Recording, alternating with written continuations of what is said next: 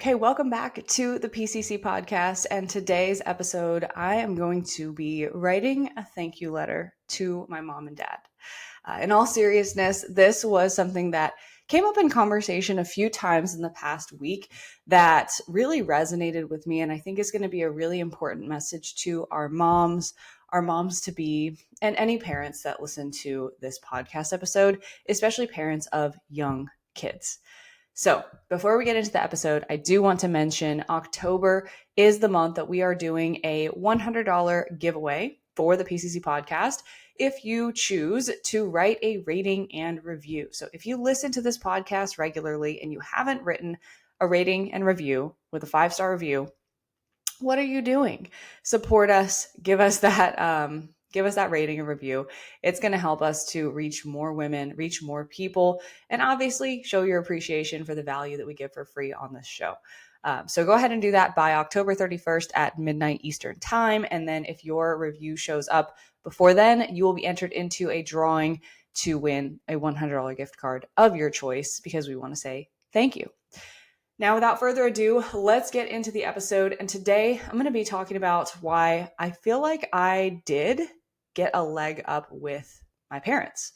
So this was a conversation that I was having with my executive assistant, Tara, because she is a mom of a 16-year-old at this time, but also a couple of clients when we were kind of talking through how did their parents shape their relationship with food and exercise, and honestly, most importantly, time and how to prioritize their own time.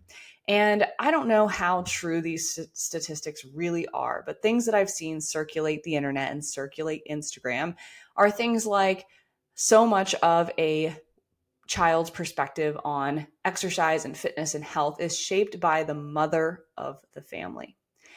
And this is because the mother is the nurturing figure and how she takes care of herself as a model for the kids. And like I said, I can't tell you if that research is true or false, but what I can tell you is that what I see in 10 years of working with women who struggle with prioritizing themselves, struggle with their relationship with food, almost every single initial consult call that I have with a prospective client, we talk about mom. And we talk about mom's relationship with dieting, with her body, with exercise, with her selflessness, but to a fault, and how the clients that we work with don't want to be repeating those patterns. And so what I will say is in that situation, I anecdotally see this 100% to be true, that the women that we work with, especially when you're looking at the mother figure, what we are growing up to subconsciously model, that impresses so much upon us. And this was the conversation that kind of happened between myself and my executive assistant. We were just kind of talking about her fitness journey and how she has been crushing it. Shout out, Tara, you are killing it lately. But she has never been someone to prioritize her time like that, to make the time for a workout, to even do little things like plate her dinner plate first instead of last with the leftovers that the rest of the family gets. And this is deeply programmed stuff that comes from, well, how did she see her mom do it? How did she see her mom take care of herself or not take care of herself? And I was then kind of catapulted into this reflection of like, what example did my mom set for me? And it kind of led me into this whole reflection of how my mom and my dad set what I would say for their generation was an ideal example of how to be healthy. Not perfect, they weren't bodybuilders, they're not fitness people, they don't do any of this for a living like I do, but for average people in their generation, 100%, they killed it. And I don't make this episode to brag, and I don't make this episode to say, well, yeah, it's easier for me. I genuinely do think that a lot of things in my health and fitness journey did come easier for me for these reasons in particular. But I actually share this to hopefully impress upon you what kind of an impact you can have on your kids and what kind of a generational tide you can change, right? No matter what your past was, and no matter what you are working against, right? If this serves as a contrast to you to help you realize like how much you might be working against, that doesn't mean that you are blocked from seeing progress. We literally help people change these kind of generational patterns every single day within my company. but but maybe it serves as a contrast or a reminder that like, hey, like it's okay that you struggle with this because this has been a lifelong subconsciously programmed thing. And yeah, it's going to take some unlearning, but it's absolutely worth it. And so I hope that that message comes across versus me just flaunting like, oh, it's easier for me sort of thing, because I want this to be a really beneficial episode for those of you who do struggle with prioritizing your time and your energy for yourself, a relationship with food, how you even view diet and exercise. So here's kind of what I was reflecting on when I was a kid, especially because I am in a mixed culture household. So my mom is Korean. She came from Korea when she was 13 years old, and she has become very Americanized, I will say. Like, I don't think she fits a lot of stereotypes that I do hear and work with my clients of Asian descent. And I think she has kind of westernized a lot to a large degree. And she did have me later. She had me when she was about 40. So she definitely had some time to westernize, acclimate to US culture and norms and things before she was raising a child. I think that played a role. But with that being said, something that I always just thought was like, actually didn't really notice, was that she always went to the gym. And both of my parents worked. We grew up in an area where that was super normal, like Northern Virginia, like both parents have to work. Otherwise, like you're not going to make it out there. But she would always go to the gym, like after work. I would usually come home from school and like no one would be home unless someone was working from home that day. But like she would be coming home from the gym. And that's when I would first see her. And she would usually take a scoop of Optimum Nutrition whey protein, throw it into the blender with a banana and some milk, and have a protein shake after her workout. Or for breakfast, she would make like protein pancakes for us because, or us, who's us? I'm an only child. For me and for her, she would make like whole wheat pancakes or protein pancakes, and just kind of get creative with that sort of thing. And when I was like 8, 9, 10 years old, the gym that she went to, I don't really think had like childcare for my age. And I was really into sports, like through like late elementary school into middle school. So I was playing basketball, soccer, lacrosse. So she would bring me to like the sport and health club. And there was like a basketball court in the middle, and then the weights were all around, and it was like a track and weights section all around the basketball court. So I would just be in the middle putzing around with my basketball and just kind of hanging out. And she would kind of keep an eye on me, but she was always in the weight section or, working out on her own. And then when I got into middle school, my first exposure to weight training and strength training was for sports, for volleyball. It was a pretty competitive area, and the idea of getting recruited for college was kind of just like the norm of like, you train for that, like that's what you're playing sports for. That was my goal for a good amount of time, even though I didn't play college athletics. And she signed me up for like private strength and performance training. So there was a mix of like reaction time drills and agility drills, but also weights, whether it was core work or balance work, single leg work. But there was dumbbells involved, there was push-ups involved. And I just like thrived in that environment from like an age of like 12, 13. And then when I got into high school, she had a membership at a different gym at that time. And I remember that she got me a student membership. And by the time that I could either ride my bike to and from that gym or run to and from that gym or drive myself to and from that gym, I was working out on my own in that environment as a young teenager. And so I think that impressed upon me a comfort in a gym environment, all of that really settled by mom. And it wasn't something that I honestly consciously realized until like now when I'm thinking about it, and why, like, I've always kind of known that I've felt more comfortable in gyms and athletic environments and weight rooms, things like that. And haven't always had the full understanding of like gym intimidation. Like, I've had little inklings of it and I see it in clients and I help clients through it, but I've never really internalized that. And I think that that's why, right? So I'm super grateful for that. Like, truly, this episode is a lot of gratitude. And again, not to brag or to boast my situation, but hopefully to just share this in hopes that either you recognize similar things in how you were brought up, or maybe there's a contrast and it helps you have empathy for yourself, meet yourself where you're truly at, right? Another thing that my mom always did, this is a classic Asian mom fashion, is she would always give me cut up fruit as a snack and always be giving me water and fruit. So if I was in the living room studying, if I was watching TV, you could pretty much guarantee that I would have like a Asian pear, an apple, a pear, an orange peeled up, something on a plate with a glass of water and a straw. Here you go. Have this. And I'm super grateful for that because I now, fruit is delicious to me. I don't have any like aversions to fruit or vegetables because they were commonly eaten in my household.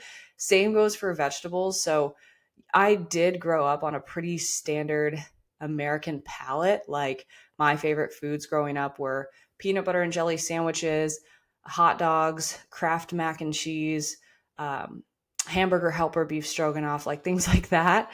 So we didn't do a lot of like cultural cooking in our household. Unfortunately, we had, the area that we lived in was dense in restaurants, so we just went out to eat. But what we ate at home was pretty basic. But something that my mom always did was we would always have like either the frozen, I think it's called farmer's mix, like carrots, peas, and corn, like the niblets, either that or peas or zucchini or broccoli or cauliflower.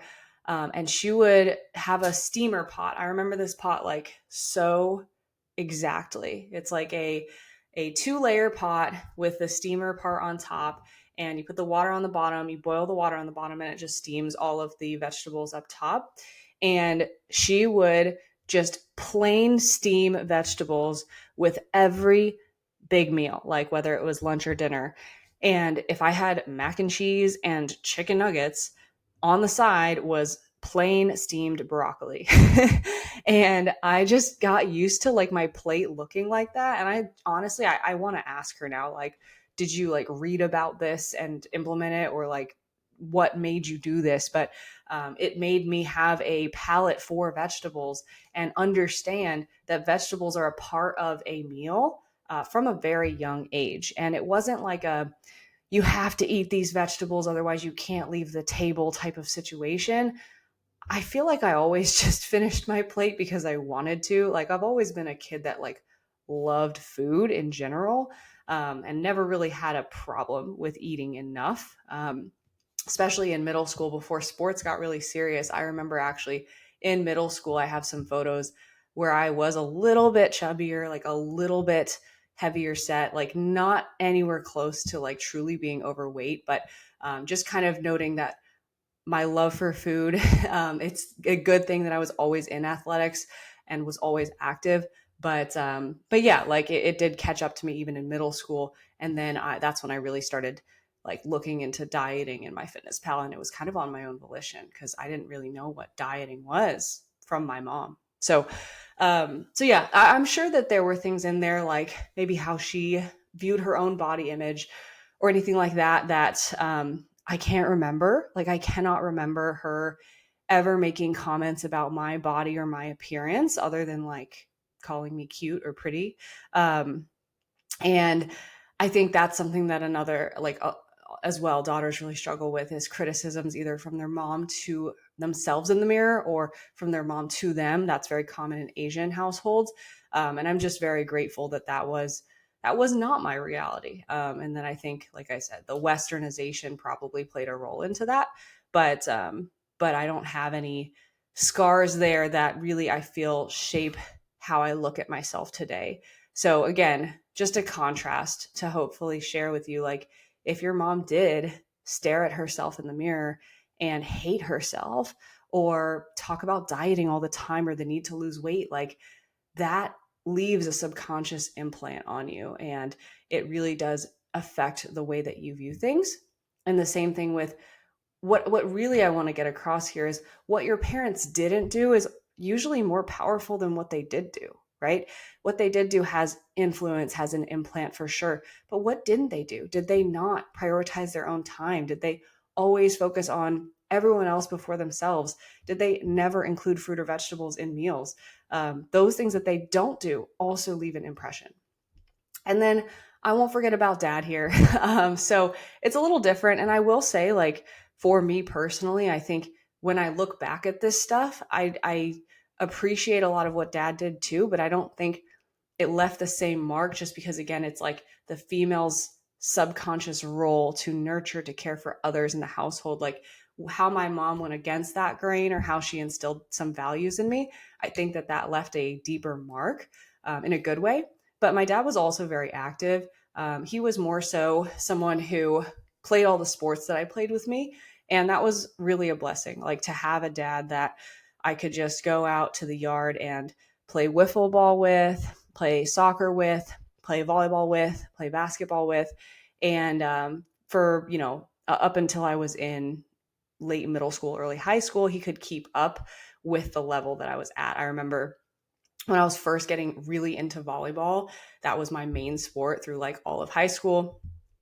We would go to this open gym every Friday night, and we would meet up with some of my friends and some of their parents. And there was kind of this mix of like adults and kids and different level courts. And so we would play on different courts, but my dad would be playing volleyball. He would be playing and jumping and swinging and everything like that. And he did injure himself from time to time, but he would keep up. And I think that that's, just something that we could do together, that we bonded over, that I think a lot of kids probably don't have if their parents are super sedentary or can't keep up.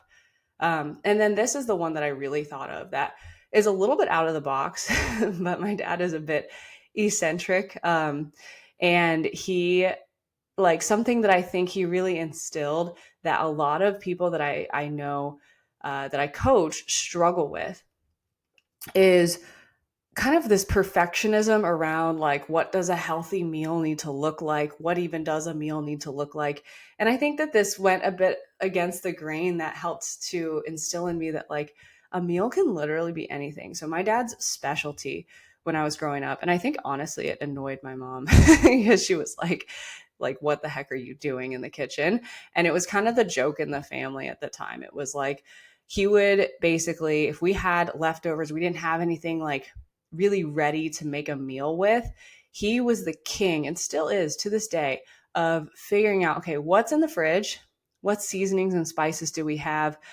What can I throw together that's maybe like a bit unconventional or things that you wouldn't normally pair together that could make a meal?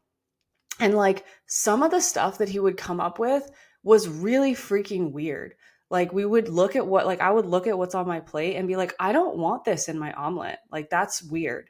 And like, I remember as I got older, like I would kind of challenge it and be like, hey, whatever you're doing right now, just leave like that and that food out of it for me. Okay, please. Thank you.